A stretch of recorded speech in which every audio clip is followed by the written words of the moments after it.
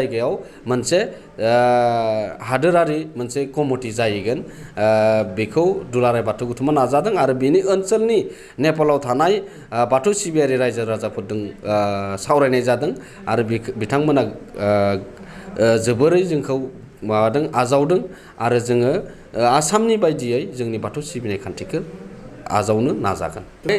बर'नि news portal नायगिरि नोंथांमोन बयनिसिमबो दुलाराय बाथौ गौथुमनि जानानै दिनै दुलाराय बाथौ गौथुमनि इयारलि केलेन्डार बायदियै सानजा तामुलपुरनि जा डिस्ट्रिक्टनि हेफाजाबै दुलाराय बाथौ गौथुमनि गाहाय बाथौ थानसालियाव आर'जनि हाबाफारि लानो हाबाफारिया सोलिगासिनो दङ आरो बेबायदि लेखायै दुलाराय बाथौ गौथुमा दिनै बे आर'जनि गेजेरजों दिनै दुलाराय बाथौ सिबियारिफोरनि गेजेराव आर'जनि जिखिनि सिस्टेमफोर दङ बेखौ इउनिफर्म खालामनायजों लोगोसे सुबुं माहारिनि गेजेराव गोजोन आरो खौसेथिखौ लाबोनो थाखाय दुलाराय बाथौ गौथुमा बे हाबाफारिखौ लादों आरो बे फैबाय थानाय जे दा मिरुनि गाहाय बाथौ थानसालिखौ लुफुंनो लादों बेयो जाहाथे 2 बोसोरनि गेजेराव आबुं महर मोननायनि बोराइ बाथौनि सेराव आर'ज खालामनाय हाबाफारिखौ जिल्लाफोरखौ हांख्रायनानै लाबोनाय जादोंमोन आरो बेबायदि दिनै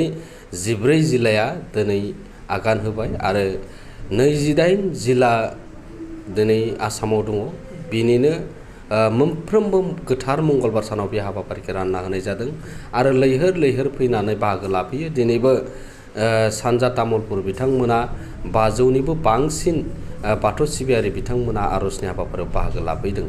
बेखौनो जोङो मोनसे मोजां रायजो राजाफोरनो जों मेसेज होनो हायोदि दिनै बाथौ सिबियारिल' नंला दुलाराय बर' माहारिनि गेजेराव बर'नि गुबै बाथौ धोरोमखौ दिनै साखोन सिखोन फोसाबनायनि गेजेरजों दिनै जे लाबोनो हाबाय मुलुगनां खालामनो थाखाय जों गासिबो बाथौ सिबियारिल' नङा बर' सुबुं माहारिनि गेजेराव जोंनि सानसुमैनिफोरनि गेजेराव मोनसे सानखांथि फैदों।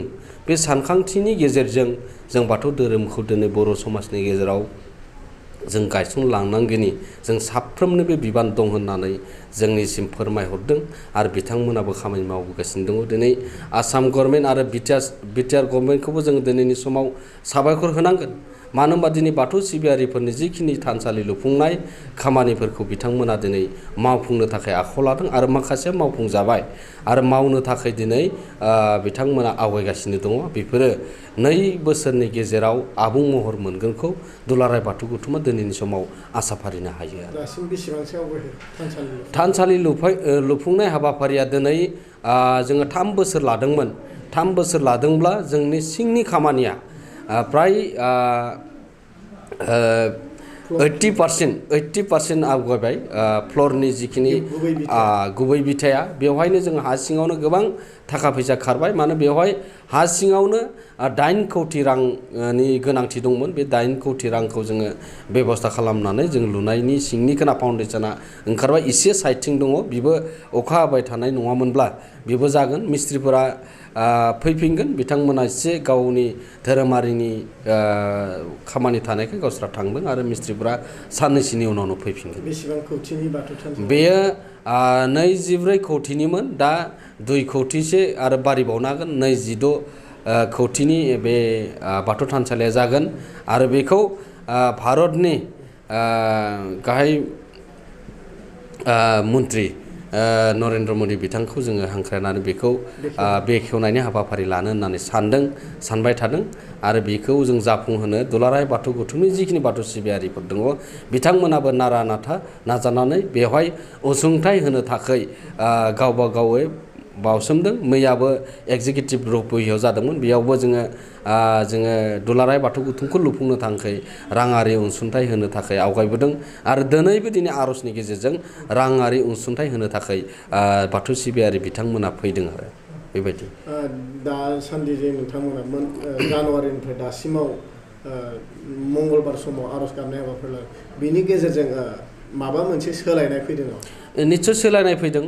दा बर' माहारिनि गेजेराव बाथौ धोरोम होननानै बुङोब्ला दिनै ओरैबायदि सोरांबानो ससियेल मिडिया आरो डिजिटेलनि जुगनि गेजेरजों दिनै आर'जखौ मोनो आरो जायफोरा आर'जखौ रोङामोन आरो जायफोरा बाथौ सिबिनाय खान्थि गैयामोन बेफोर दिनै निउस मिडियानि गेजेरजोंनो नोंथांमोननि गेजेरजोंनो दिनै रायजो राजानि गेजेराव आरो बैफोर जिल्लाफोराव आसामनि बायजोआव थानाय जेरैबायदि नेपाल, दिल्ली, वेस्ट बेंगल, अरुणाचल, बांलादेशफोराव थानाय सुबुं माहारि आरो बाथौ सिबियारिफोरा दिनै बाथौ थानसालि लुनायजों लोगोसे आर'जखौ मोजाङै खननायनि सुबिदाखौ नोंथांमोननि गेजेरजों फोसावनायनि गेजेरजों सुबिदा मोननो हादों। बेनिखायनो मिडियानि गेजेरजों जिखिनि फोसावजादों बेनिखायनो नोंथांमोनखौबो दुलाराय बाथौ गौथुमनि जानानै साबायखर बावदों बे समाव। जों नुनो मोनो नेपाल हादराव जों दुलाराय बाथौ गौथुमा बेवहाय जों बावैसो सान सिगां थांनानै फैबाय।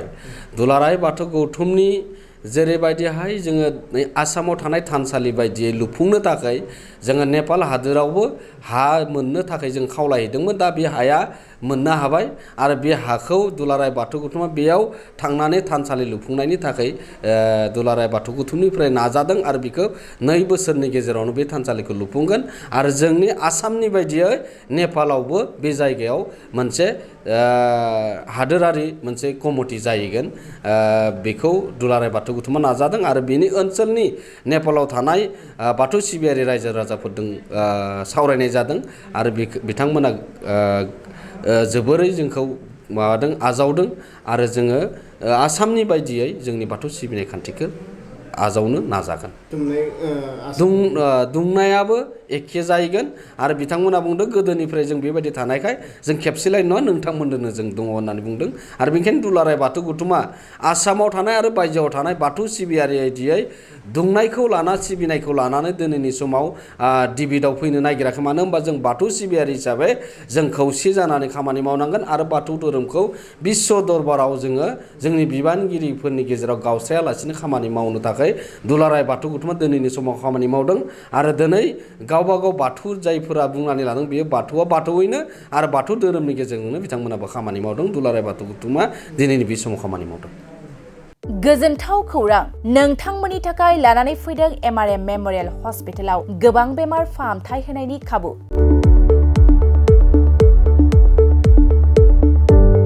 बेमारि सुबुंफोरनि थाखाय गोजोनथाव खौरां MRM मेमोरियेल हस्पिटालाव मोजां रोंगौथि गोनां डक्टरफोरजों बेमारि सुबुंफ्रा मोजां फाहामथाय लानो हानाय सुबिदाखौ लानानै फैबाय MRM मेमोरियेल हस्पिटाला।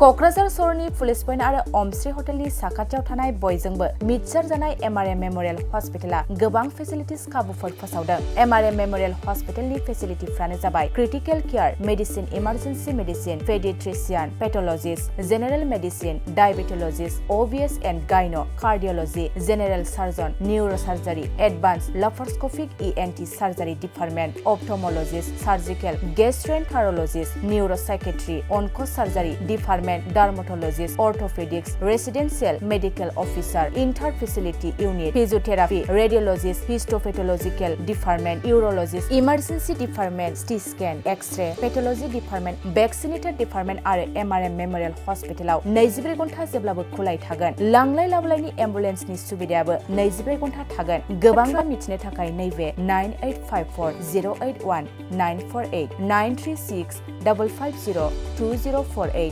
जानबुं नाम्बाराव फन खालामनानै नोंथाङा मिथिनानै लानो हागोन।